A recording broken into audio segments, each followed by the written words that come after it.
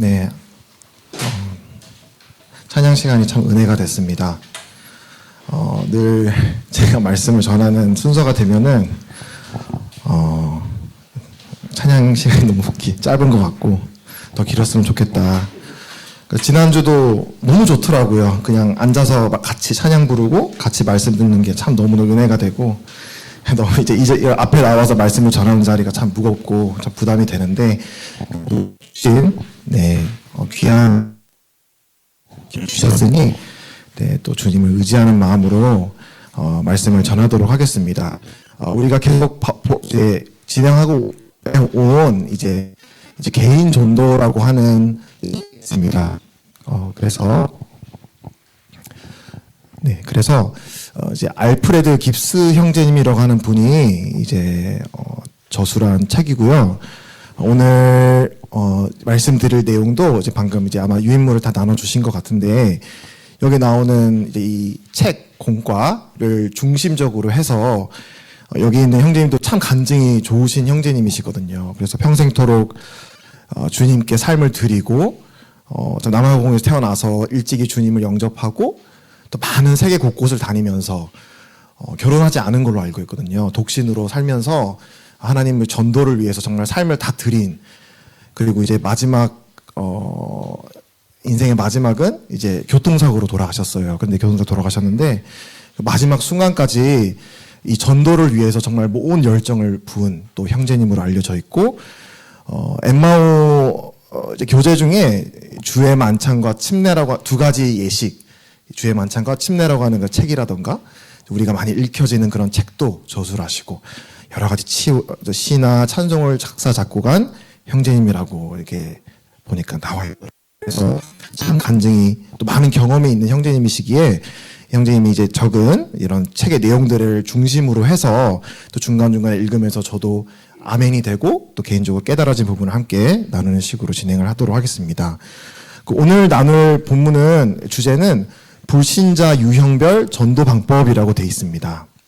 그래서 우리가 전도하는 대상이 되는 구도자라고 우리가 말을 하죠. 구도자인 이제 대상에 대해서 우리가 전도를 할 때 그냥 천편일률적으로 이런 공식이 있고 이렇게 딱 전하면 된다 이런 게 아니라, 우리는 이 복음을 전하는 것은 인격적인 만남, 우리가 구원받는 것도 어떤 공식을 외우는 게 아니잖아요. 그렇죠? 살아계신 하나님은 우리가 만나고 내가 내 인생에 정말 나라는 인격이 하나님의 구원이 필요하다는 걸 깨닫고, 또 그런 나를 만나주신 하나님에 대해서 내가 그분과 인격적으로 만남을 이렇게 이제 이어가는 거, 그게 이제 구원이라고 하는 어떤 본질이라고 한다면, 우리가 전도할 때도 그냥 메시지 전달하고 끝이 아니라 우리가 이제 구도자, 우리 전도하는 대상에 대해서 우리가 관계를 맺어가는 게 참 중요하다는 생각이 듭니다.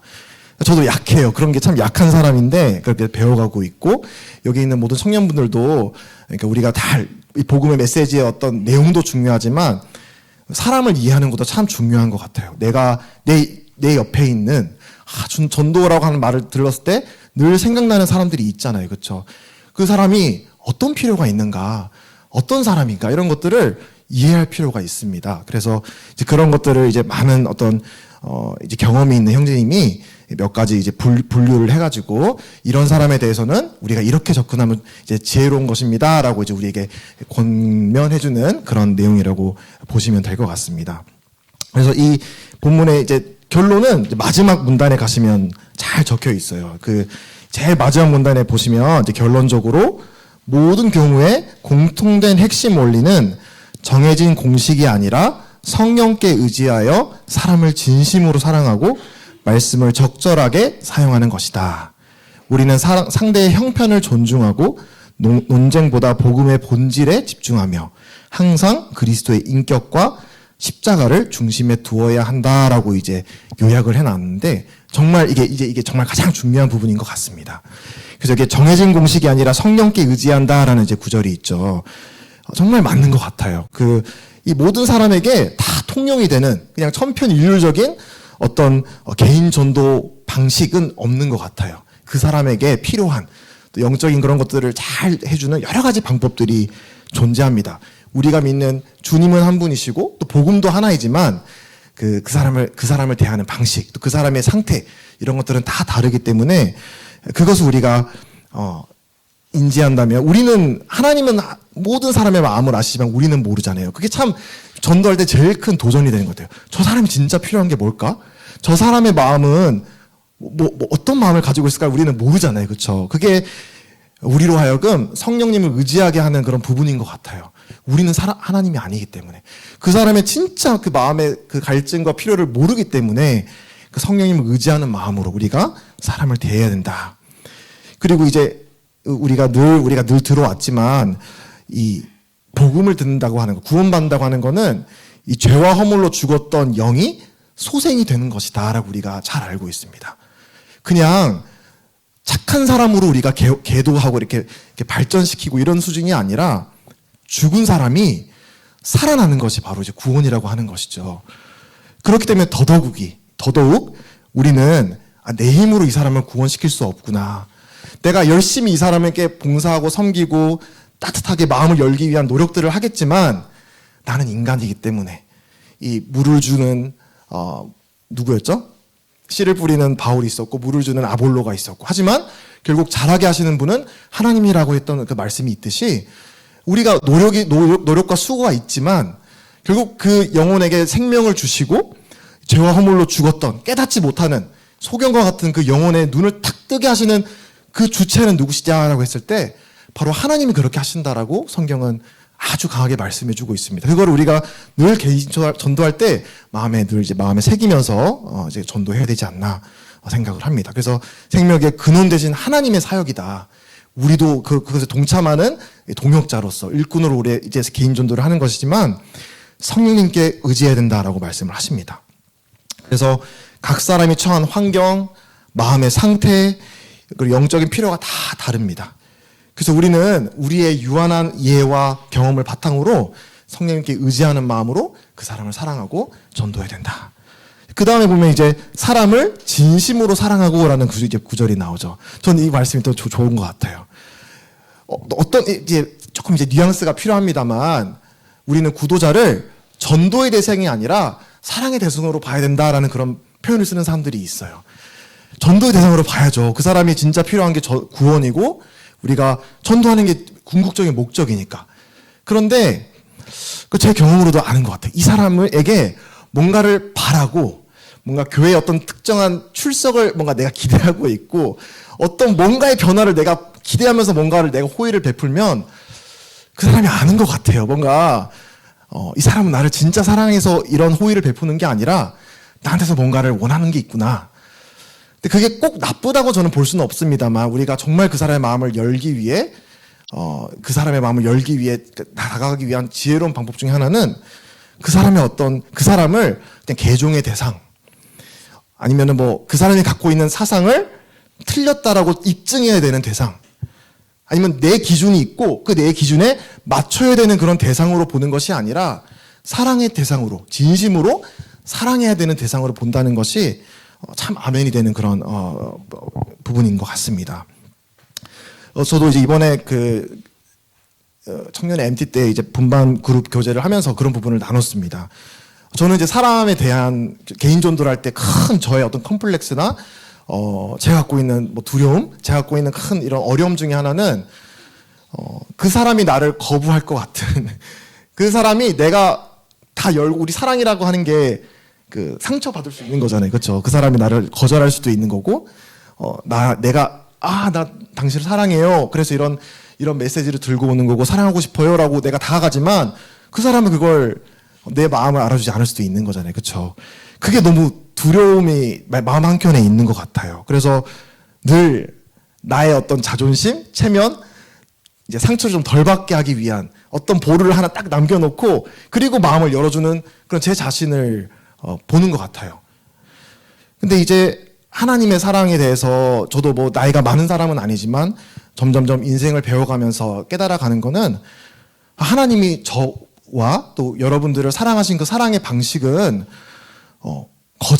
우리가 거절할 수 있는 선택권을 주시면서 우리를 사랑하신다라는 것이 참 얼마나 하나님이 우리를 인격적으로 대하시는가라고 좀 이렇게 배우게 되는 것 같습니다. 하나님은 오르시잖아요. 그렇죠? 참이시고 진리시고 그분의 방식을 거절하는 것은 거짓인 것입니다. 잘못된 것이죠. 근데 하나님은 그런 거짓된 하나님을 거절할 수 있는 우리의 완악함을 허락을 하시더라고요. 그래서 우리의 인격을 존중하시고 또 우리가 아직 마음에 받아들일 준비가 안 돼 있으면 기다리시고 인내하시고 더디 노하시고, 그런 하나님의 성품을 우리가 배워가는 것이 우리가 개인 전도하면서도 우리가 배워가야 되는 부분인 것 같아요. 제가 그랬거든요. 빨리 뭔가 이렇게 내가 확 한번 진짜 이렇게 내가 배운 거 열심히 해가지고 했으면 뭐 맞장구라도 쳐주던지, 그렇죠? 뭔가 교회라도 좀 내 체면을 생각해서 나와주던지 그런 걸 원하는 제 자신이 있더라고요. 근데 그게 안 될 때 크게 낙심이 되고, 이제 이렇게 하면 안 되겠구나, 아니면 나는 전도의 은사가 없구나, 이런 것들로 그냥 그 사람을 사랑하는 것을 멈춰버리는 그런 제 자신이 참 많이 있었던 걸 보게 됩니다. 이제 외국인 전도 사역에 주님의 은혜로 지금 계속 하고 있는데, 그런 경우가 참 많이 있어요. 그 외국인들이 한국에 거주하는 게 어떤 기한을 딱 정해놓고 오는 게 아니라 왔다가 가버리고, 또 그 사람들은 그런 필요에 따라서 우리가 이렇게 관계를 맺었다가 또 우리가 베푸는 그런 사랑과는 다른 그런 반응을 보일 때가 종종 있는 것 같아요. 이제 그럴 때마다 그런 내가 베푼 호의에 대해서 그 사람이 뭔가 좀 내 기대에 못 미치게 되면 참 낙심하는 그런 제 자신이 있는데, 근데 여기서 말하는 진심으로 그 사람을 사랑하는 것, 그 구도자, 이제 구원을 바라는 그 사람에게 우리가 사랑을 베푼다라고 하는 것은, 저는 이제 제 최근의 삶의 경험을 비춰볼 때 그 사람이 거절하더라도, 당장에는 열매가 없더라도 하나님이 지금 내 곁에 두셨으니까 나는 그 사람을 사랑하기를 포기하지 않는다. 하나님이 나 사랑하기를 포기하지 않듯이 나는 그 사람 사랑하기를 포기하지 않고 싶다라는 마음을 우리가 하나님이 주시는 그런 사랑의 마음으로 갖는 것이 참 중요하겠다. 이제 포기하지 말아야 돼. 우리가 열매를 못 볼 수 있거든요. 전도를 해도 그 사람에게 당장의 열매를 못 볼 수 있습니다. 우리 주님이 십자가 달렸을 때 바로 다 구원받은 게 아니잖아요. 스데반도 그랬고, 또 잘 알고 있는 짐 엘리엇도 생각이 났습니다. 목숨을 바치면서 어떤 사람에게 사랑을 베풀고 전도를 했는데, 그 사람이 죽기 전까지 오히려 이제 그 사람들이 변화하는 걸 못 보고 죽었지만, 하나님께서는 그 사람의 어떤 희생과 이런 헌신과 포기하지 않는 하나님의 사랑을 들어 쓰셔서, 또 하나님께서 하나님의 방식으로 그때 역사하시는 것들을 우리는 잘 알고 있습니다. 그래서 초대 교회 이제 사람은 이 순교자의 피는 교회의 씨앗이며 교회는 순교자들의 피를 먹고 자란다라는 그런 말을 한 적이 있어요. 그래서 우리가 한 사람이 구원받는 게 쉬운 일이 아닌 것이죠. 그래서 우리가 내 당장에 내가 전도하는 이 시간 동안에 그 사람의 변화, 내가 기대하는 그런 것들을 보지 못할지 모르겠지만, 하지만 하나님께서 이 작은 나의 어떤 노력과 나의 헌신을 사용하셔서 그 사람을 바꿀 수 있다라는 그런 믿음이 필요하지 않나 생각을 하게 됩니다. 그리고 이제 말씀을 적절하게 사용한다라는 말씀이 이제 있죠. 아까 이제 성령께 의지한다라는 말을 이거랑 바꿔서 말할 수 있는 것 같아요. 성령님께 의지하는 거는 다시 말하면 하나님의 말씀의 능력을 의지하는 것이다. 그래서 우리 이번에 MT 때도 강사 형제님께서 말씀하셨듯이 하나님의 감동하심으로 이 성경이 기록됐다 할 때 이 감동하심, 하나님의 숨이라고 하는 같은 말이라고 얘기를 했잖아요. 그래서 창세기에서도 우리를 그 생기를 불어넣으심에 생명이 되니라. 그러니까 죽었던 사람이 훅 하고 살아나기 위해서는 하나님의 어떤 생기, 호흡, 하나님의 감동의 어떤 하나님의 능력이 불어넣어져야지 그 사람이 영적으로 살아나는 것 같아요. 그렇기 때문에 우리는 이 말씀을 지혜롭게, 때에 맞게 그 사람의 필요에 따라서 잘 전달할 수 있는 방법을 우리가 고민해 봐야 되는 거죠. 나중에도 말씀을 드리겠지만 이런 큰 용어들이 있어요. 죄, 대속, 구속, 이런 것들을 물론 그냥 들을 준비도 안 된 사람한테 때려 넣으면 안 되겠지만, 이건 우리가 그 사람에게 전달해야 되는 메시지이거든요. 그리고 이걸 나는 어떻게 이해하고 있지? 이 죄라고 하는 거, 이 사람에게 어떻게 전달을 해야 될까? 어떻게 하면 이 사람이 나는 죄 아래에 있구나, 내게 하나님이 필요하고 하는 거를 느낄 수 있을까? 이런 것들을 우리가 물론 지금도 고민하고 계시겠지만 계속 이걸 고민하고 그 사람이 알아들을 수 있는 말로, 그런 표현으로 잘 전달하는 그런 부분이 참 필요하지 않나 생각을 하게 됩니다. 그래서 우리의 인간적인 한계, 어떨 때는 이 사람이 하나님의 말씀만으로 충분할까? 이 될까? 라는 것들을 우리가 어떤 이제 좀 믿음이 흔들릴 때도 있지만 이 복음을 전했다 아주 훌륭한 전도자들의 많은 본들을 보게 될 때 그들은 자신에게 둘러싸인 이런 연약, 제약, 한계 이런 것들을 넘어서서 이 디모데후서 2장 9절에도 이런 말씀이 있더라고. 복음으로 말미암아 내가 죄인과 같이 매이는 데까지 고난을 받았으나 하나님의 말씀은 매이지 아니하리라. 이 바울은 자신의 육체에는 한계가 있고 매여 있고 너무나 많은 그런 인간적인 방해물들로 가득 차 있었지만 믿음이 있었던 거예요. 하나님의 말씀은 매이지 않는다. 하나님의 말씀은 그 자체로 능력이 있기 때문에 이거 있는 그대로 사람들에게 잘 전달하게 되면 이 말씀이 살아 역사해서 사람들을 변화시킬 수 있다. 죽은 사람들을 살릴 수 있다라는 그런 믿음을 이 바울은 가지고 있었습니다. 그래서 찰스 스펄전이라고 하는 그렇게 말을 하죠. 하나님의 말씀은 사자와 같다. 너는 사자를 변호해 줄 필요가 없다. 해야 할 일은 사자를 풀어놓는 것뿐이고 그러면 사자가 스스로 방어할. 그래서 이 하나님의 말씀은 내가 어떻게 하면 그러니까 나도 사실 이 말씀을 전적으로 100%다 이해 못하는 부분이 있을 수도 있고 나는 한계가 있죠. 하지만 많은 그 성경의 많은 훌륭한 전도자들의 본을 보게 되면 하나님의 말씀의 능력을 믿는 거예요. 이걸 내가 이해하는 만큼 내가 경험한 만큼 이 사람이 어떻게 많은지는 잘 알지 못할지 모르겠지만 은혜롭게 사랑으로 하지만 진리와는 타협하지 않는 그런 방식으로 그 사람에게 진리를 잘 설명해주고 말씀을 제시해주고 이렇게 하는 것들이 하나님의 말씀을 역사할 수 있도록 하게 하는 그런 지혜로운 방식이 아닐까 생각을 하게 됩니다. 좀 서두가 길었는데 그래서 우리가 이제 이런 부분을 우리가 쭉 많은 12부류가 있더라고요. 이렇게 쭉 이제 요 책에서 말씀하고 있는 12부류의 사람들이 있는데 이제 이 부분에 대해서 우리가 이제 늘 이제 자각을 해야 되는 것 같아요. 우리는 지금 누가 그랬죠? 이제 기억이 안 나는데 이게 청년에서도 제가 들었던 말씀인데 우리는 우리의 신앙생활은 유람선 생활이 아니다. 전투함 생활이다. 항공모함에 있는 것이다. 근데 전 되게 그 말이 아직도 기억에 남습니다. 그러니까 어떨 땐 참 그렇게 착각을 하는 것 같아요. 내가 마치 이 땅에 살아가는 것이 그냥 내가 즐기고 행복하면 되는 것 같은 그러고 싶잖아요. 그렇죠? 하지만 우리는 지금 영적인 전쟁을 치르고 있고 늘 이 하나님을 대적하는 사람이 정말 곳곳에 사람들을 미혹하고 이렇게 하고 있다는 것을 우리가 늘 기억해야 된다라고 생각을 하게 됩니다. 고린도후서 10장 3절부터 5절 말씀을 한번 읽어보도록 하겠습니다. 고린도후서 10장 3절부터 5절 말씀입니다.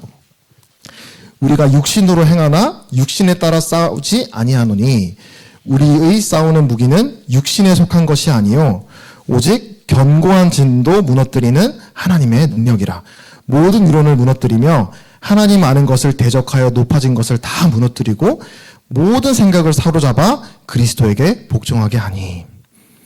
이 구절은 사도 바울이 자신의 사도로서의 부르심을 설명하는 그런 말씀의 사역에 대한 부분을 이렇게 하는 내용인데 내가 복음 전하는 자로 부르심을 받았는데 그 복음을 전달하는 하나님을 대적하는 온갖 견고한 진과 또 하나님을 대적하여 높아진 이런 많은 것들이 있다. 이런 것들을 무엇으로 무너뜨리냐? 어떤 무기로 우리가 무너뜨리느냐? 우리의 인간적인 어떤 능력, 나의 지혜, 나의 어떠함이 아니라 하나님의 능력으로 이런 견고한 진을 무너뜨리는 것이 바로 이 자신의 부르심의 어떤 본질이다라고 설명해주고 있습니다. 근데 이거는 사도 바울뿐만이 아니라 저와 여러분에게도 해당되는 그런 말씀이라고 생각을 합니다. 우리는 다른 사람을 이렇게 어떨 때는 이런 걸 마주하게 되는 것 같아요. 그 사람이 갖고 있는 사상, 그 사람이 갖고 있는 그런 생각이 있어요. 어떨 때는 보면 정말 이런 어떤 견고한 진처럼 정말 무너지지 않을 것 같은 딱딱한 그런 생각을 갖고 있는 그런 사람들도 아무리 전해도 이 사람이 바뀔까? 라고 하는 그런 염려가 있을 때가 있지만 이 바울도 그런 믿음으로 전도했던 것이거든요. 어떤 견고한 진도 하나님의 능력으로 무너뜨릴 수 있다. 하나님 앞에 복종하게 할 수 있는 것이 하나님의 능력 안에 있다라고 그는 그 믿는 믿음 가운데 자신의 사도로서의 직분을 다했다라고 말씀해주고 있습니다. 그래서 우리가 하나님을 의지하여 나가야 될 전쟁에 있다라는 것을 우리가 잊어서는 안 된다. 그래서 이제 12부류를 한번 쭉 볼 텐데요. 이제 앞에 보면은 이제 무관심한 자라고 해서 제가 이제 각 부류에 해당되는 사람들은 이제 그 볼드체로 제가 해놨거든요. 이제 해놨는데 다 같은 분량으로 말씀을 드리기보다는 이제 조금 더 강조할 부분은 강조하고 또 스르륵 넘어갈 부분은 또 개인적으로 읽어보고 고민해 보시고 또 분반 시간에 나눠봐도 좋겠다 생각을 하고 있습니다. 제일 처음에 나오는 이제 부류가 무관심한 자라고 이제 적혀 있습니다. 여기 보면은 이제 이 땅의 일, 가정이라던가 일, 어떤 세상의 쾌락, 즐거움 이런 것들에 파묻혀서 하나님과 영혼 세계, 영혼, 죄와 심판에 대해서 의도적으로 눈을 감고 있는 그런 부류의 사람들이다. 아마 저도 이제 이거는 제가 통계가 있는 건 아니니까 근데 아마 대다수의 불신자들은 이런 상태에 있지 않나 생각을 합니다. 별로 관심이 없어요. 영적인 일에 대해서, 복음에 대해서, 하나님, 인생의 목적, 의미 이런 거에 대해서 여기 말 표현처럼 무감각한 이제 어떤 아무것도 느끼지 못하는 그거보다 더 중요한 일이 있기 때문에 지금 내 눈에 보이는 당장의 어떤 여기 가정, 일, 즐거움 이런 것들에 더 몰두하기 때문에 죽음이라든가 이런 말들을 들으면 살짝 움찔움찔 하긴 하지만 그게 마음속 깊이 들어오지 못하는 그런 상태에 있는 사람들을 여기서 무관심한 자라고 표현을 하고 있습니다. 이 사람들에게 뭐가 필요하냐? 이 사람들에게 필요한 게 바로 이제 무감각해 있고 잠들어 있으니까 깨워줘야 된다라고 말씀을 하고 있습니다. 근데 뭘로 깨워주냐? 이제 여기 보면 말씀을 통해서 영적으로 그 사람이 각성할 수 있도록 그리고 하나님의 어떤 진리와 어떠하심이 깨달아지도록 돕는 역할을 그 전도자가 해야 된다.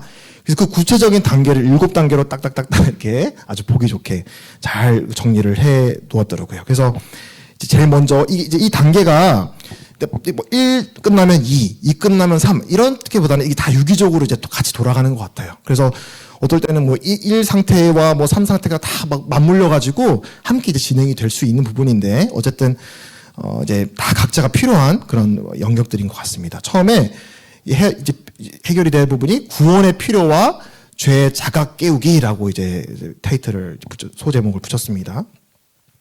구원의 필요. 그래서 우리가 어떤 병원에서 환자가 치유를 받기 위해서는 그렇잖아요. 병의 치유의 진짜 시작은 나한테 병이 있다라는 거를 깨닫는 거. 문제가 뭔지를 자각하는 거. 거기에서 진짜 치유가 시작이 될 수 있듯이 이 죄가 해결되지 않은 우리 이 죄인들이 문제를 해결하기 위한 어떤 첫 번째 단계. 이제 우리 지난주에 이제 간증 잘 들었습니다. 형제 자매님 통해 들었는데 죄 나누셨잖아요. 내가 이렇게 복음 듣고 참 하나님의 사랑이 좋았지만 내가 무엇으로부터 구원받은 거지? 죄가 뭐지? 이런 것들을 고민했다라는 그런 간증을 나눠주셨잖아요. 그렇죠? 중요한 부분이거든요. 죄가 뭔가. 그래서 그걸 이제 말씀해 주기 위해서는 우리는 이 성경에서 말씀하는 하나님의 거룩이 뭔지, 하나님의 거룩하다라고 하는 속성이 무엇인지에 대해서 또 우리 각 사람이 하나님의 형상으로 창조된 사람들이고 그렇기 때문에 우리가 얼마나 존엄한 존재들인지를 또 알아야 합니다. 우리가 얼마만큼 떨어졌냐를 알기 위해서는 우리가 얼만큼 존엄한 존재로 지었는지를 알아야 돼요. 하나님을 담는 그릇으로 하나님을 나타내는 영광에 담는 그릇으로 우리가 만들어졌는데 그 떨어진 낙폭만큼 우리가 이 죄가 이런 거구나라는 걸 깨닫게 되는 거잖아요. 그렇죠? 그래서 우리가 하나님의 거룩하심 또 우리 인간이 얼마나 존엄한지 나의 지위와 명예와 학벌과 뭐가 있죠? 직장이라던가 샐러리라던가 그런 거 상관없이 또 자기가 있든 없든 어떤 환경이 있든지 간에 내가 어떤 선택을 또 어떤 행동을 했든 하나님은 각 사람을 그분의 형상을 담은 존귀한 존재들로 지으셨다라는 것들을 말해줄 필요가 있어요. 이 죄를 깨닫게 한다는 게 넌 죄인이야. 넌 이거 죄 지었지. A, B, C, D 이렇게 해가지고 죄를 나열하는 것만이 꼭 죄를 깨닫는 게 아닌 것 같아요. 그런 게 필요할 때도 있지만 때로는 내가 얼마나 존귀한 존재로 지음을 받았는데 내가 거기에 미치지 못하는 그런 상태에 있구나 라는 것도 죄를 이해하는 한 부분이 될 수 있는 것이죠. 그리고 이 죄라는 게 이제 어떤 의미 포괄적으로 이해를 해야 되는 것입니다. 그래서 이 죄에 대해서 말씀을 이제 그 구도자에게 말을 할 때는 이건 이 부분은 좀 제 경험에 비춰보는데 말씀을 나 위에 두고 얘기하는 게 참 지혜로운 방법인 것 같아요. 너는 죄인이야. 넌 죄 아래 있어. 이렇게 그냥 손가락질하고 나는 이제 구원받았으니까 죄 해결됐으니까 나는 뭔가 위에 있고 너는 죄 해결 못 받았으니까 뭔가 아래에 있고 그러니까 넌 내 도움이 필요해. 뭐 이런 약간 이런 식으로 그 사람에게 비춰질 수 있는 그런 행동은 조금 삼가하고, 나도 누구든지 이 말을 전하는 것은 나도 그렇고 우리 모든 사람이 이 죄라고 하는 무시무시한 영향력 아래 놓여 있게 됐습니다. 라는 것을, 이 말씀을 나 위에 두는 거. 그래서 그 사람만이 정죄받는 것이 아니라 이 죄라고 하는 현실에 대해서 나도 그렇고 교회 다니는 어떤 사람들도 이 죄에 자유롭지 않은, 하나님의 구원이 필요한 그런 정말 절박한 사람들이다라는 것을 그 사람이 이제 알게끔. 그래서 이게 자존심의 문제가 안 되도록, 너는 잘못됐고 나는 잘났고 이런 자존심의 문제가 되지 않도록, 또 하나님이 우리가 다 하나님 말씀 안에서 동등한 사람이다라는 것을 그 사람이 알게 하는 것이 참 중요하다 라고 생각이 들었습니다. 그래서 이제 한 팀켈러 목사님 아시죠? 이제 우리가 많이 읽는 그런 책도 쓰시고 아주 현대인들이 이해할 수 있는 언어로 성경의 진리를 잘 풀어주는 그런 목사님으로 유명합니다. 이제 몇 년 전에 호천을 하셨는데, 그분이 이제 강연 중에 이런 얘기를 한 적이 있어요. 우리가 포스트 모던 세대를 하잖아요. 이제 어떤 옳고 그름의 세대, 옳고 그름의 잣대가 통용이 되지 않는, 다 각자가 다 자기만의 진리를 갖고 너의 진리가 진리고 내 진리가 내 진리고 그런 삶을 살아가는 우리 포스트 모던 세대에 우리가 전도를 하는 데 있어서 우리 크리스천들이 중요해야 되는 거는 언어다. 특히 이제 성경 용어, 어떤 신학적인 용어를 쓸 때는 특히 조심해야 된다. 그래서 그것이 갖고 있는 그 사람이 이해하는 그런 그 용어의 뉘앙스가 잘못 전달이 되게 되면 마음을 닫아버리고 참 이 복음을 전하는데 어려움이 되는 경우가 있더라라는 그런 조언을 하는 것을 본 적이 있습니다.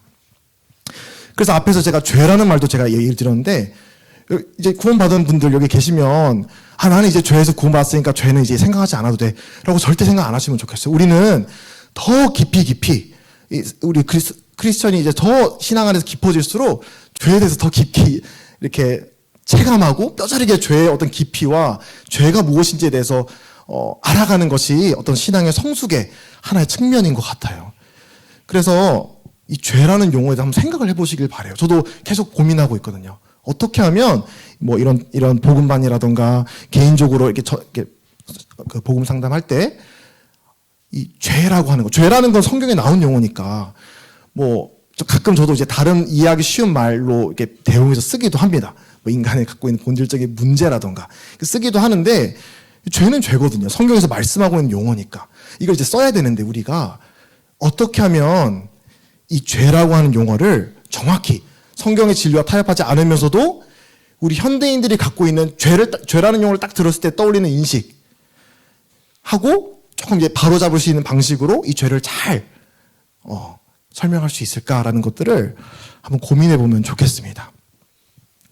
그래서 이 죄라고 하는 것이 어떻게 우리 삶 가운데 실제로 일어나고 있고, 그 죄라고 하는 영향이 얼마나 무시무시하게 우리가 죄 종로를 타며 살아간다고 하는데, 그 죄라는 건 우리의 옛 주인인 거잖아요. 얼마나 무서운 주인인지, 이 죄가, 죄와 사망이 우리한테 어떤 주인 행사를 하면서 우리를 막 억누르고 살아오고 있고 살아왔는지를 한번 잘 되짚어보면서, 이 죄가 얼마나 죄의 권세라는 것이 무시무시한 것인지, 그게 그냥 누구를 찌르고 어떤 뭐 범죄를 저질러서 감옥에 가서만 그 죄라는 것이 나에 해당되는 것이 아니라, 이 성경에서 말하는 죄가 우리가 응애하고 엄마 배에서 태어난 그 순간부터 해서 죽는 그날까지 이 죄라고 하는 영향력에서 완전히 자유롭지는 않잖아요. 그렇죠? 그만큼 무서운 건데, 큰 영향인 건데, 이 죄라고 하는 것이 무엇인지에 대해서 우리가 깊이 고민하고, 또 필요하면은 공부도 하고 책도 사서 읽어보고 그런 것들이 참 필요하지 않나 생각이 듭니다. 혹시 원하시면 또 제가 또 그런 책도 추천을 드릴 수 있을 것 같아요. 그래서 그런 것들을 내가 성경에서 죄가 뭔지, 또 내 친구에게 어떻게 이 죄라는 것들을 잘 우리가 커뮤니케이션 할 수 있을지를 좀 이렇게 우리가 고민해봐야 되겠다 생각을 갖게 됩니다. 그래서 우리 모두가 갖고 있는 큰 과업 중에 하나는 개인 전도의 부분이 있어서 이 죄의 현실, 죄의 실제를 우리 현대사회, 우리 이웃들에게 어떻게 지혜롭게 전달할 것인가, 이거는 얼마나 강조해도 지나치지 않은 것 같아요. 한번 꼭 고민해 보시기 바랍니다. 죄가 뭔지, 지금 나와 죄의 관계가 뭔지, 이것도 중요하거든요. 그리고 안 믿는 사람들에게 죄를 어떻게 설명할지, 그 죄가 설명되어야 그 사람이 거기서 구원받는 거잖아요. 그렇죠? 그래서 그거를 한번 고민해 보시기 바랍니다. 죄가 뭔지에 대해서. 그래서 그런 것들을 이제 책을 보고 성경을 읽고 또 때로는 주위의 선배들에게 어떻게 죄에 대해서 설명하시나 이런 것들을 물어보기도 하고 하시길 바랍니다. 그래서 이번에 우리가 MT 때 들었던 것처럼 좋은 이런 그런 예시들이 있고, 그래서 예시나 비유가 이럴 때 좋은 것 같아요. 복잡하고 막 깊은 철학적인 질문을 정말 간단한 우리 눈에 보이는 어떤 빗대어 설명하는 한 가지를 딱 가져와서 말을 하는데, 그런 거구나라고 이렇게 맞장구 쳐지는.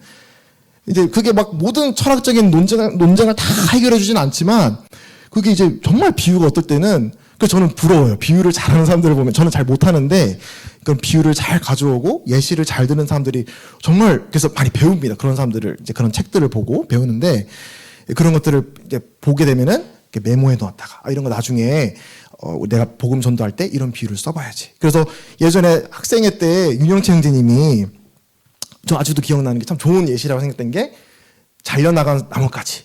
하나님의 생명의 근원에서 잘려나가서 우리가 죽음에 이르게 되었는데, 이 나뭇가지가 딱 떨어졌다고 해서 바로 막 말라가지고 뭐 나무 이게 다 떨어지고 하지는 않지만, 그 생명의 근원에서 떨어지고 난 다음에 그 나뭇가지는 서서히 말라가게 된다. 너무 딱 이해가 되잖아요. 그래서 저는 그런 걸 쓰거든요. 저런 걸 딱 기억해놨다가, 하나님의 생명에서 난 지금 바로 죽는 거 아니야. 당장에는 죽음은 나와 해당이 없는 것 같아. 하지만 하나님의라고 하는 생명의 근원으로부터 잘려나간 우리 인생의 종말이 어떻게 되는가를 잘 설명해주는 그런 하나의 예시가 될 수 있는 것이죠. 또 폴 트립이라고 하는 또 아주 좋은 책을 많이 쓰신 또 목사님이 계신데, 그분이 쓰는 비유도 참 좋습니다. 컵에 든 주스. 컵에 어떤 오렌지 콜라가 들어있는데, 이걸 막 흔들면은 뭐가 막 넘쳐 나오나요? 콜라가 넘쳐 나오죠, 그렇죠? 그럼 이제 이 컵에서 콜라가 넘쳐 나오는 이유는 뭔가요? 흔들어서인가요? 근데 흔들어서도 물론 맞죠. 하지만 이 컵 안에 콜라가 아니라 우유가 들어있었으면 아무리 흔들어도 이 컵에서는 콜라가 나오는 게 아니라 우유가 넘쳐 나오겠죠. 우리 몸 밖에, 이제 마가복음에도 그런 말씀이 있죠. 입 안으로 들어가는 것이 우리를 부정하게 만드는 것이 아니라 우리 마음에 있는 그것, 죄의 본성. 그러니까 상황이 딱 돌아오게 되면은 다 점잖게 살던 사람들도 내 안에 있던 죄성이 흘러나오게 되는 거예요. 이기적인 그런 모습들, 나만 생각하는 모습들. 근데 그런 게 상황이 그래서 내가 이런 죄 짓는 게 아니라 내 마음에 이미 죄라고 하는 실제가 있기 때문에. 그런 것들도 그렇구나. 이런 비유들을 잘 또 기억해 놨다가 또 나중에 그런 사용할 일이 있으면 또 사용할 수도 있는 것입니다. 그래서 이제 그런 비유나 여러 가지 예시들이 나오면 저는 정말 공감이 됐어요. 내가 그런 걸 다 떠올릴 수 있는 그런 능력이 안 되기 때문에 그런 걸 잘 하시는 분들, 또 그런 게 잘 나와 있는 책들이 있으면 잘 수집해 놨다가 내가 전도자의 삶을 잘 살기 위한 좋은 노력인 것 같아요. 그런 것들은 책을 많이 읽으시고 그런 것들은 내가 스스로 잘 이렇게 모아두는, 또 기억해두는 그런 것들이 필요하지 않나. 또 여기에 이제 그런 표현도 있습니다. 구원을 거절할 때, 또 이런 구원 문제를 방치하게 될 때 일어날 수 있는 위험을 경고해야 된다. 정말 맞는 것 같아요. 어떨 때는 좀 자극이 좀 세게 들어가야 될 때도 있는 것 같습니다. 아까 영적으로 무감각해져 있기 때문에 깨워줘야 된다 했잖아요. 그래서 어떨 때는 좀 세게 깨워줘야 되는 경우도 있는 것 같아요. 그 상황을 보고. 그래서 저 같은 경우는 이제 요한복음 12장 말씀에 이제 마지막 7번째 하나님의 정말 기적, 정말 그 신이 아니고서 할 수 없는 죽은 나사로를 살리신 놀라운 기적, 표적을 보인 이후에 그래도 사람들의 마음이 완악한 걸 보고 예수님이 통탄하시면서 정말 너네들이 마음이 너무나 완악하구나. 정말 몇백 년 전 내가 보낸 종 이사야가 말한 그대로구나. 눈이 있어도 보지 못하고 귀가 있어도 듣지 못하고. 근데 그거 알아? 하나님이 너의 마음을 그렇게 완고하게 허락하신 거야. 너가 하나님을 믿지 않기로 그렇게 마음을 완악하게 했기 때문에 하나님께서는 너의 그 마음에 완악해져간 돌같이 딱딱하게 굳어져가는 가도록 허락하신 그것이 또 하나의 그 이스라엘 백성을 향한 하나님의 징계이자 하나님 심판이 되었다라고 예수님께서 이 말씀을 인용하는 구절이 요한복음 12장 후반부에 나옵니다. 그리고 에서 얘기가 또 히브리서에 나오죠. 자기가 거기 보면 이제 에서를 가리키는 말이 에서가 그 행음하는 자 그리고 먹는 음식으로 그 이제 영적인 장자의 명분을 팔아넘긴 에서의 삶을 얘기하면서 그가 그렇게 육신을 선택한 영적인 영혼의 세계의 어떤 가치보다 나는 육신, 내 지금 당장의 즐거움을 채워줄 수 있는 이것들을 따라 살 거야 라는 걸 그렇게 살고 또 살고 또 살고. 그렇죠? 아빠는 이삭, 얼마나, 그 할아버지는 아브라함. 최고의 명문, 신앙의 가문 안에 태어났는데, 육신을 계속 따라 살아가는 삶을 살다 보니, 몸은 물리적으로는 신앙이 훌륭한 사람들 주위에 둘러싸여 있었지만, 그게 그 사람의 인생을 행복한 결말을 보장해주지 않았다고 말하고 있어요. 그래서 나중에 눈물로 통곡고 구했지만, 회개할 기회를 잃어버렸다고 말씀하고 있어요. 근데 저는 그게 뭐 정확히 어떤 말인지 아직도 사실은 100% 이해가 되지는 않습니다. 사람의 마음의 작용, 하나님이 얼마만큼 그 사람에게 인생에 그런 은혜를 허락하시고 이런 것들을 저는 인간에게 알지는 못하지만 분명한 거는 그런 복음 듣고 구원받을 수 있는 기회가 100년, 1000년 있지는 않다. 인생에 지금 구원받을 날이 오늘이다. 지금이다라고 성경에서 계속 말하잖아요. 나중에 죽기 전에, 그래서 저는 그런 생각 가진 적 있거든요. 좀 즐기다가 죽기 전에 딱 마지막에 왔을 때 그때 믿으면 되지 않냐. 정말 오만한 생각이에요. 믿음은 내가 갖고 싶다고 가져지는 게 아니더라고요. 내가 회개해야지 한다고 해서 내가 회개되는 게 아니더라고요. 하나님의 전적인 은혜고 지금 하나님 앞에 굴복할 마음이 어떤 그런 기회가 열리는 지금이 하나님 앞에 굴복할 그냥 기회인 겁니다. 그래서 에서와 같이 회개할 기회를 잃어버리면 안 됩니다라고 이제 호소하는 것이죠. 너는 구원 안 받아. 이제 그걸 뉘앙스가 중요한 것 같아요. 막 구원받은 사람들을 막 믿음을 흔들어가지고 너 구원받은 거 맞아. 이렇게 하는 것보다는 이 마음에 이런 무감각해져 있는 사람들에게 정말 이 자극이 필요한 그런 상황인 사람들에게 그런 자극을 주면서 여러분 정말 시급합니다. 이 회개할 기회를 잃어버리기 전에 하나님 만나야 됩니다라는 것들을 전달하는 것도 또 하나의 방식이 될 수 있을 것입니다. 또 구원의 필요와 죄의 자각 좀 길게 말씀드렸는데 두 번째가 이제 보시면은 이제 그리스도를 가리키기. 이제 환자 얘기 나왔죠. 먼저는 내 병에 대해서 뭐라 그러죠? 뭐 MRI 촬영한 거 보여주면서 나를 먼저 보고 그 다음 이제 딱 의사를 보면서 내가 이렇게 해결을 해드리겠습니다라고 하는 그 순서 있잖아요. 그 순서로 가는 거예요. 먼저 내 영혼의 근본의 문제를 먼저 MRI, CT 촬영을 딱 한 걸 먼저 보고 나 도움 필요하네? 라는 걸 깨달으면 그러면 이제 이 병을 해결할 수 있는 그 해결자를 보는 거예요. 그게 누구냐면 예수 그리스도라고 하는 것입니다. 그 고린도후서 4장 44절부터 6절 말씀을 한번 읽어드리겠습니다. 고린도후서 4장 4절부터 6절의 말씀입니다. 그중에 이 세상의 신이 믿지 아니하는 자들의 마음을 혼미하게 하여 그리스도의 영광의 복음의 광채가 비치지 못하게 함이니 그리스도는 하나님의 형상이니라. 우리는 우리를 전파하는 것이 아니라 오직 그리스도 예수의 주 되신 것과 또 예수를 위하여 우리가 너희의 종된 것을 전파함이라. 6절 어두운 데에 빛이 비치라 말씀하셨던 그 하나님께서 예수 그리스도의 얼굴에 있는 하나님의 영광을 아는 빛을 우리 마음에 비추셨느니라. 이번에 MT 기간에도 참 제가 은혜가 되던 많은 말씀 중에 하나가 이거였습니다. 그래서 하나님께 있는 아버지의 영광. 태초에 어두운 데에 빛이 비치라 하셨던 그 권능의 말씀. 그 말씀의 능력, 권능, 하나님의 영광이 예수님의 얼굴, 예수님의 어떠하심, 예수님의 인격과 생애와 그 죽으심과 부활하심을 통해 쫙 우리 마음 가운데 비추어졌을 때 그때 우리가 어두운 데 빛이 비치라 하심에 그대로 되니라라고 되었던 것처럼 죽었던 우리 마음 가운데 생명과 이 하나님의 깨닫는 눈이 뜨여지게 된다라고 말씀하신 그 말씀입니다. 그래서 우리가 주님을 가리키는데 필요한 부분이 어떤 부분이 있을까? 이것도 제가 다 이걸 좋은 상태에서 말씀을 드린 건 아니지만 내가 주님의 영광에 얼마나 매료되어 있는가라는 게 저의 과제이자 또 여러분들과 나누고 싶은 주제예요. 그냥 예수님 십자가 돌아가서 죽으셔서 너 죄 문제 해결했어. 이렇게 말투가 꼭 문제는 아니지만 내가 정말 주님의 어떠하심에 내가 정말 매료되어 있는가? 예수님은 나에게 아름다운 분인가? 예수님은 나에게 정말 마음에 사무치도록 따뜻한 분인가? 그런 경험, 매일 그럴 수는 없겠지만 그런 경험이 필요한 것 같아요.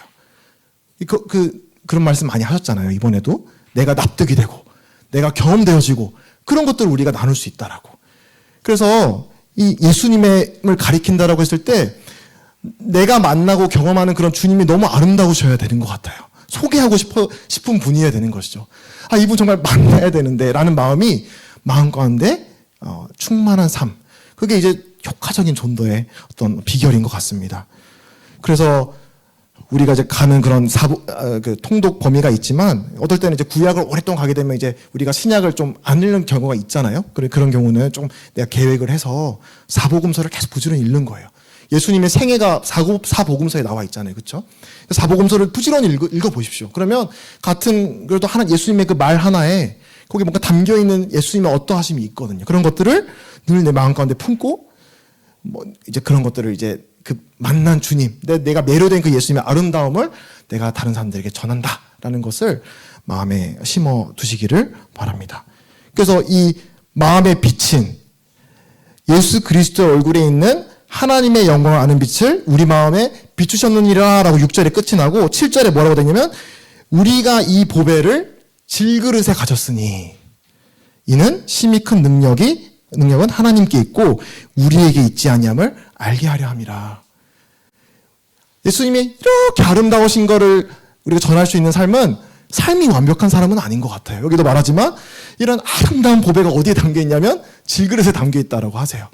하나님의 은혜를 선포하는 놀라운 신비로운 방법인 것 같아요. 모든 걸 갖춘 그런 백마탄 왕자님이 와가지고 우리에게 짠 전해주신 게 아니라 목수로서 말구에 태어난 한 가난한 나사렛 청년의 모습으로 이 땅에 오셔서 그 육체 가운데 담겨있는 하나님의 놀라운 그런 신비를 예수님의 성육신을 통해 드러내셨다는 것을 우리가 알고 있잖아요. 그렇죠? 마찬가지로 우리도 내가 잘나서 내가 이런 믿음의 성공 신화가 이렇게 많아가지고 그때 되면 내가 전도할 수 있다가 아니라 나는 지금도 죽을 때까지도 난 질그릇이다. 근데 내 안에 담겨있는 이 예수님이 너무 아름다운 보배야.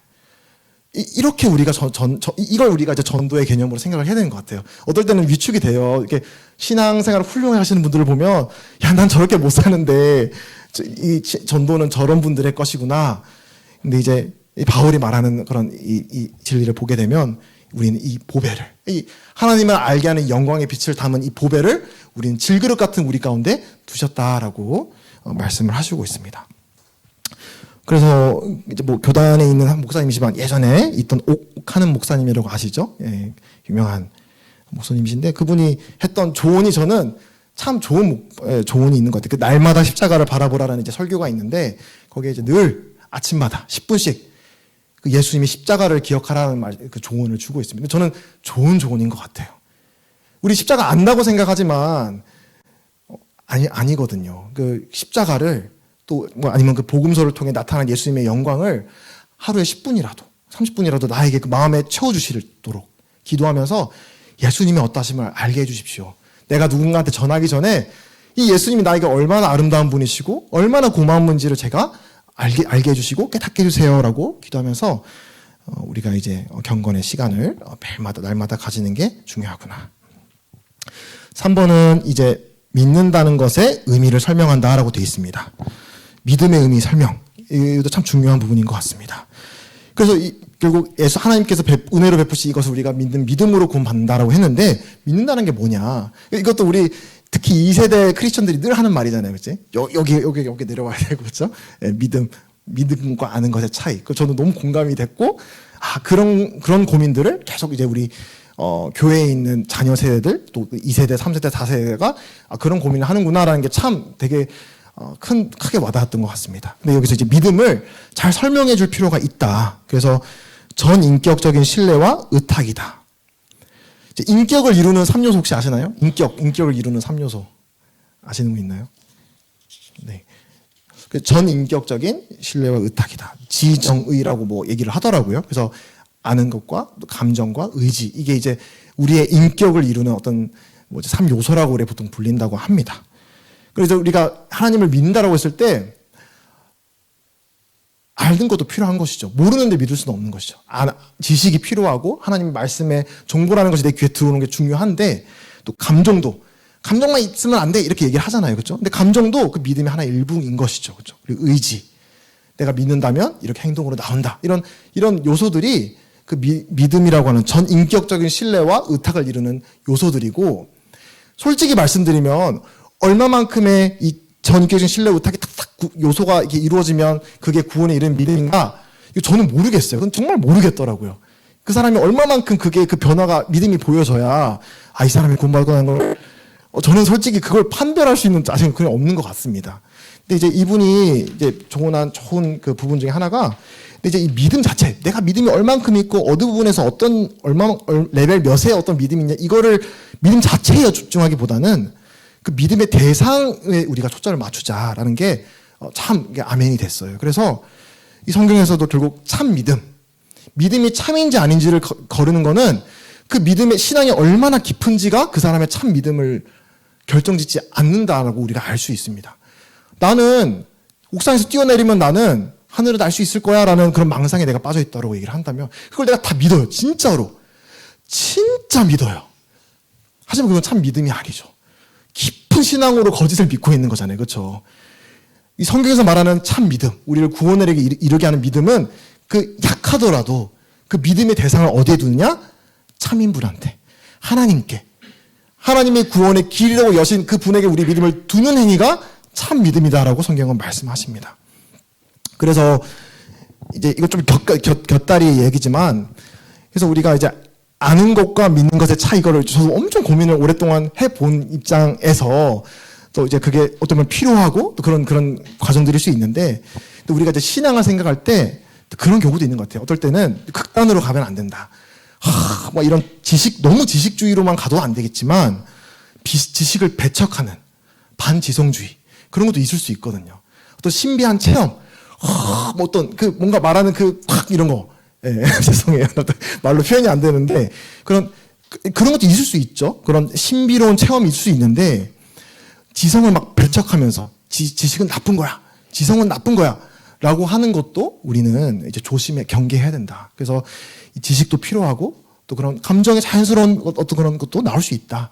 중요한 거는 우리의 믿음의 대상이 어디에 있느냐라는 것을 우리가 이제 기억해야 되지 않나 생각을 하게 됩니다.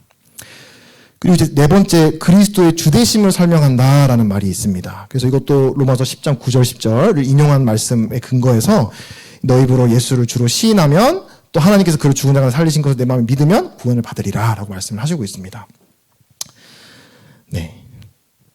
이것도 이제 이 예수님의 그리스도의 주되심이라고 했을 때, 예수님은 우리의 구세주이실 뿐만 아니라 우리의 주인이시다라는 것을 설명이 된다라고 말씀을 하고 있습니다. 이제 청년의 시간에 제가 이제 또 말씀해 주시더라고요. 이제 주제권 복음에 대해서, 어떤 그런 위험에 대해서, 그런 신학적인 논쟁이 있습니다. 그래서 하나는 프리그레이스, 은혜 복음, 또 하나는 주제권 복음, 이렇게 두 가지가 한동안 큰 어떤 논쟁이었고, 또 모임의 형제님들 안에서도 여러 가지 또 분별의 차이가 있는 것으로 알고 있는데, 근데 지금 오늘 뭐 사실 개인전도 직접적으로 연관이 있는 것은 아니지만, 이제 청년분들에게 저도 같이 배워가는 입장에서 당부드리는 또 한 가지 좀 말씀드리고 싶었던 거는, 우리가 이제 주의해야 될 게, 이제 분별할 수 있잖아요. 그죠? 나는 A인 것 같아, B인 것 같아, 이렇게 할 수 있는데, 근데 이제 우리가 허수아비 오류라고 어떤 이런 진영이 있는데, 나와 생각이 다른 진영이 있는데, 이거를 이 사람들은 이런 거야 라고 딱 내 스스로 이렇게 만들어 놓는 거예요. 근데 그게 그 사람의 주장하고 상관이 없는 것이죠. 그 사람은 그렇게 말을 하지 않았어. 근데 나는 이렇다고 말을 하는 거예요. 예를 들면. 그래서 막 그걸 공격하게 되면, 이제 이게 나중에 그런 어떤 건전한 어떤 우리의 신앙 안에서의 그런 대화를 참 가로막는 큰 그런 걸림돌이 되는 경우가 많이 있는 것 같아요. 그래서 저도 그 주제권 보면 여러 가지 이야기를 들었거든요. 그럴 때 저는 추천을 드리는 게, 그 주장한 사람 책을 읽어보세요. 뭐 설교를 들어보든 그 사람 얘기를 직접 들어보고, 그리고 판단해도 늦지 않다. 그래서 저는 이제 그게 참 안타까운 부분이 그런 거예요. 그래서 예를 들면 주제권 복음 잘 들어보면 약점이 있거든요. 장점과 약점이 있는데, 그 사람들은 율법주의를 주장하지 않아요. 또 어떤 사람들은 이 주제권 복음을 율법주의라고 비난을 하는 거예요. 예를 들면.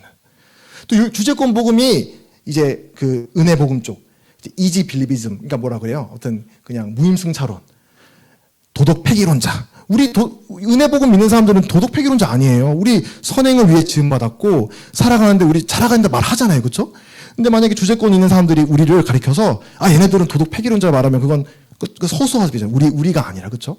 그래서 우리가 양쪽을 얘기를 할 때 그 사람의 주장을 잘 살펴보고, 이번에 그 MT 때도 그 질문 유신진화론, 저도 되게 관심 있어가지고 한번 찾아보다가 좌절했어요. 너무 이제 과학적인 얘기가 나오고, 또 제가 막 감명 깊게 그 신의 언어라는 DNA, 이 DNA가 하나님이 우리를 창조했다는 놀라운 증거다라는 걸 막 관동하면서 읽는데 막 읽다 보니까 지나는 얘기가 막 나오는 거예요. 알고 보니까 이분이 이 대표적인 그 DNA 학자, 저명한 학자, 본인 학자면서 크리스천인데 유신 진화론 학자였던 거예요. 예를 들면은.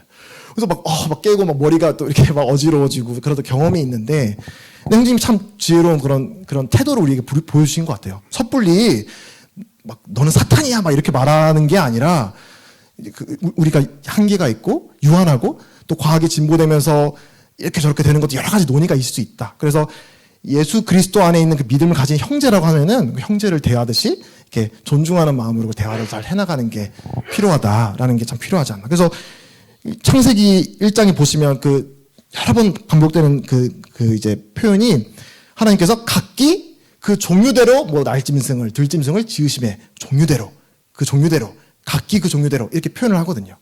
그런 걸 보면 이게 한 단세포가 여러 개가 됐다고 하는 게 아니라 하나님 어쨌든 이 각각의 종류대로 창조하셨구나. 이 성경에 보게 되면 이제 그걸 이제 우리는 그렇게 받아들이는 건데 이 유신진화론자들은 그걸 모를까? 막 세계적인 석사들이고 박사들인데 이 사람들은 이거에서 뭐라고 하지? 라는 걸 찾아보는 거예요. 이 사람들은 이 창세기라는 책을 우리랑 다르게 보나? 이제 이런 것들을 이제 질문을 던지면서 찾아보게 되면 이제 동의하지 않을 수 있어요. 저 사람들은 창세기를 우리처럼 어떤 역사적인 내러티브로 보지 않는구나. 하지만 나는 이 문자를 문자 그대로 6일 만에 하나님이 이 세상을 창조하시고 각 종류대로 동식물을 지으셨다고 나는 하나님께서 말씀하시는 것 같아라고 우리가 그 안에 확신하면 되는 것입니다. 그래서 그런 것들을 이제 그냥 너는 뭐 그런 거 많이 있거든요. 뭐 무슨 이 번역 안 쓰면은 뭐 사탄에 뭐 조종받는 거고 그렇게 말하는 사람들이 있습니다. 근데 여기 있는 분들은 그런 이제 좀 극단적인 그런 생각을 갖지 않기를 저는 이제 제 자신에게도 그렇고 그런 마음을 가지면서 늘 열린 마음으로 하지만 내가 분별한 부분에서 확신을 가지고 하나님께 이제 이런 부분을 구하는 게 지혜로운 부분이 아닌가 생각을 합니다. 다섯 번째, 구주와 주로 영접하도록 권유하는 거. 이제 여기 나와 있죠. 그래서 여기서는 이제 구체적이고 개인적인 결단을 하도록 말씀하시고 있습니다. 하나님 앞에 나오는 기도. 저는 이게 참 많이 있는 것 같아요. 저도 그래요. 제가 어릴 때부터 복음을 믿는 마음도 있었던 것 같고, 근데 어디에서 안 돼 있었냐면, 하나님을, 살아있는 그 하나님 앞에 내가 개인적으로 나오는 경험이 없었더라고요. 어느 순간 발견하게 되고, 그렇게 그런 경험을 하게 됐을 때 하나님이 저에게 믿음을 주시고 확신하게 해주시고 이런 경험이 있었거든요. 그래서 야고보서 4장 2절 3절에서 너희가 얻지 못함은 구하지 아니하기 때문이요 구하여도 받지 못함은 정욕으로 쓰려고 잘못 구하기 때문이라. 여기서 문맥은 복음 전도에 대한 내용은 아닙니다만 하나님께서 우리의 이 기도에 대한 원리를 설명해 주고 있는 것 같아요. 그래서 어떤 경우는 다 뭔가 지적으로 동의를 하고 뭔가 다 이렇게 되는데 결국 그래서 그런 하나님 앞에 나와서 하나님 저 구원해 주세요라는 걸 안 하는 거예요. 근데 그게 진짜 중요하거든요. 왜냐하면 이제 이 살아있는 하나님과의 인격적인 만남이니까 거창하지 않아도 됩니다. 그 폭풍 가운데 무리를 걸었다가 믿음이 흔들려서 물에 가라앉는 그 베드로가 예수님께 도와달라고 외치는 그 세 마디 주여 나를 도우소서 구원하소서 이 기도로 하나님께서 움직이셨잖아요. 그렇죠? 또 귀신 들린 아이의 아버지 이야기 이번에 마가복음 통해 들었는데 나의 믿음 없는 것을 도우소서. 여기 중요한 거는 이 사람이 얼마나 멋진 그런 표현을 썼냐가 아니라 그 대상에게 도와달라고 외쳤다는 것입니다.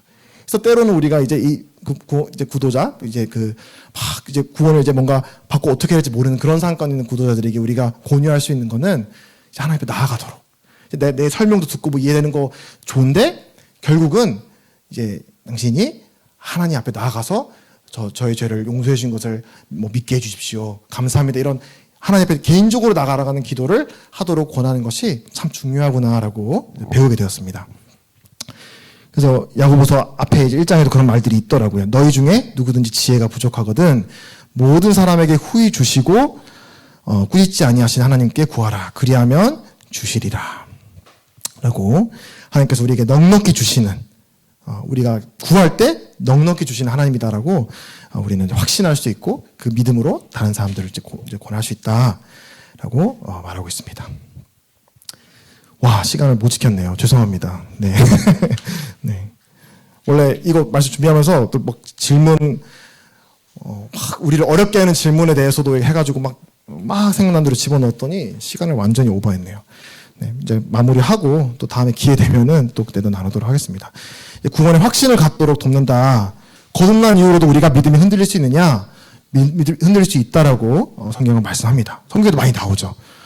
그래서 세례 요한도 그 예수님이 이는 세상 죄를 지어온 하나님의 어린 양이로다 라고 좀 믿음의 그 누구보다 엄청난 그 믿음의 고백을 했던 또 메시아를 또 이렇게 공적으로 이렇게 침례를 통해서 지상 사역을 시작하게 만들었던 그런 놀라운 하나님의 일꾼이었던 세례 요한도 그 삶의 마지막 단계에서 정말 큰 어려움, 시험을 겪으면서 예수님이 맞나?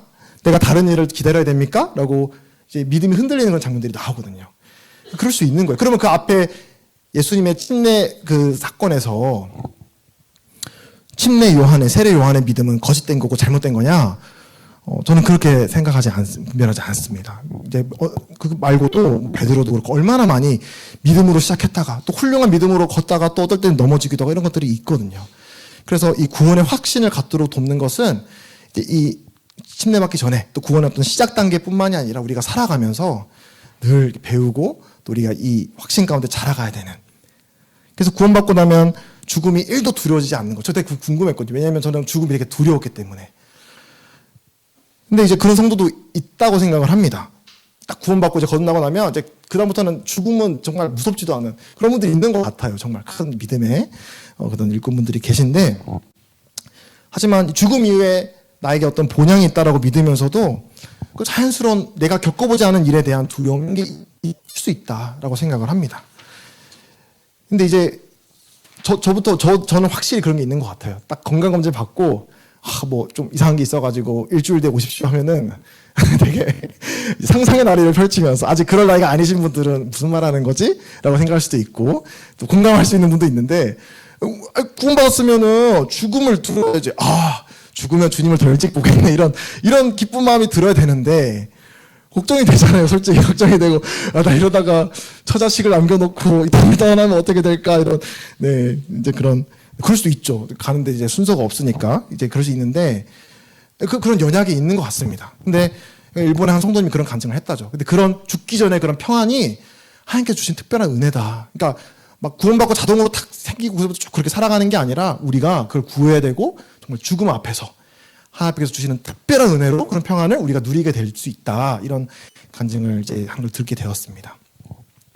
그리고 마지막 그리스도를 시인하도록 권면하는 거. 이제 팔로업 사역이라고 하죠. 구원 그냥 전도하고 끝이 아니라 거기서 잘 서서 걸음마도 하고 뛰어갈 수도 있고, 믿음의 어떤 시험이 된 일들이 닥쳤을 때 어떻게 우리가 그걸 바라봐야 되는지를 또 옆에서 권면도 해주고 교정도 해주고 또 기도도 해주고, 그런 관계가 전도자가 전도하고 거듭나고 침례받으면 끝이 아니라 이런 부분까지 다 이어져 있어서 우리가 이 일생의 여정을, 믿음의 여정을 같이 걸어가는 사람이다라는 그런 관점으로 말씀해 주셔서 참 좋다. 이런 전도자가 되고 싶다. 이런 마음을 갖게 되었습니다. 그렇게 이제 미혹된 자, 반대자 있죠. 불가지론자, 회의론자, 무신론자. 네. 그리고 핑계하는 자, 무지한 자, 근심한 자, 혼란한 자. 영적 후퇴를 경험한 신자, 낙심한 성도, 이렇게 해서 12명이 있는데, 네. 뭐 다 안 하겠습니다. 오늘 시간을 조절을 실패를 해서. 네. 그래서 그 반대하는 사람도 한 가지 말씀을 드리자면, 그 학생회 때 저 개인 상담하는데 이런 부분이 있었거든요. 막 과학 얘기하면서 하나님 이런 것 때문에 하나님 살아계신 거 맞아? 뭐 이런 뭐 또 진화로 뭐 이렇게 해가지고 뭐 이렇게 얘기하는데, 그래서 저는 이제 그 친구가 걸려 있는 게 그거라고 생각을 했어요. 다 주위에 있는 선생님들도 그게 문제래요. 그 친구는 그런 변증, 기독교 어떤 그런 게 문제인 것 같다라는 얘기를 하시더라고요. 근데 그 친구 이제 구원받고 침례 받았거든요. 근데 그 친구 간증하는 거 들었는데 그게 해결되던 얘기를 한마디도 안 하는 거예요. 그냥 어디 캠프 가가지고 하나님의 사랑이 진짜인가를 깨닫고 이제 구원받겠다 이런 얘기를 하더라고요. 그래서 어떤 그 친구의 어떤 깊은 사생활 이런 걸 차치하고서라도, 그러니까 A라고 말하면서 거부를 하지만 사실은 그 안에 있는 영적인 갈증 이런 것들은 또 다른 부분일 수 있다. 이런 것도 우리가, 그러니까 그 사람이 말하는 게 다가 아닐 수 있다라는 거를 생각하면서 A라고 말하지만 그거 다 논박하지 않아도 된다라는 것을 우리가 기억하면 좋겠다 생각을 합니다. 그래서 우리가 마지막 결론은 이제 마지막 아까 문날 읽었던 말씀이 다인 것 같아요. 우리가 어떤 기계적인 공식에 의해서가 아니라 성령님을 의지하는 마음으로 정말 뜻밖의 방식으로 어떤 분은 있었거든요. 저 그때 제 눈으로 봤어요. 프리어그. 이떠시만한 이란 무슬림 이런 막 청년을 막 이렇게 키가 작은 형제님이 갑자기 막 아는 거예요. 모르는 사람인데 막 브라더 아이 러브 하면서 해가지고 그렇게 해가지고 연결이 돼가지고 구원받은 무슬림 분도 봤고 화장실 변기 칸에 이거 누가 봐 이렇게 생각하잖아요. 그거 보고 구원받은 중국인 친구가 있어요. 그리고 막 만났는데 한쪽은 막 독실한 크리스천 같아. 근데 그 옆에서 주워 듣다가 오히려 더 신앙이 좋아진 그런 경우도 있고. 그러니까 우리가 생각하는 것을 초월해서 역사하신 하나님을 늘 저도 이제 조금이지만 경험을 하면서 우리가 하나님을 더 기뻐하고 의지하는 마음으로 이런 개인 전도에 임하면 좋겠습니다. 그 시간을 좀 초과해서 죄송합니다. 기도드리고 마치겠습니다. 아버지 하나님 감사합니다. 또 우리가 이런 놀라운 이 전도라고 하는 하나님의 큰 사명을 우리 같은 연약한 사람들에게 맡기시고 또 이런 부족한 우리에게 이 놀라운 보배를 주셔서 우리가 우리 주위에 있는 사랑하는 친구 가족들에게 전도할 수 있는 이런 큰 또 특권을 허락해 주신 주님께 감사를 드립니다. 저희 청년회가 하나님을 더욱 사랑하고 또 하나님께서 주신 지혜로 우리 이웃들을 섬기고 잘 전도하는 청년회가 될 수 있도록 주님 도와주시기를 간절히 기도드립니다. 이후의 시간도 주님께 의탁을 드리고 감사드릴 때 예수 이름으로 기도했습니다. 아멘. 네, 감사합니다.